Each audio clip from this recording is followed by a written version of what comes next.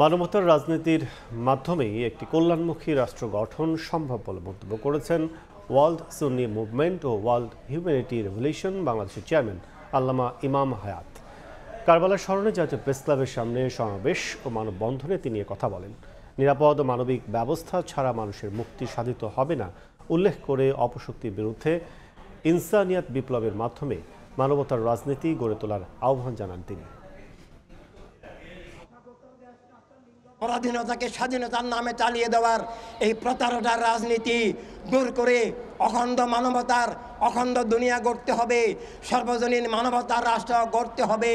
তাহলেই আমরা সাদাতে কারবালার সত্যিকারের সৈনিক হতে পারবো। রাজনীতি একক গোষ্ঠীবাদী জাতীয়তাবাদী রাজনীতি, একক গোষ্ঠীবাদী ধর্মের নামে অধর্মের রাজনীতি দূর করতে হবে, বর্জন করতে হবে।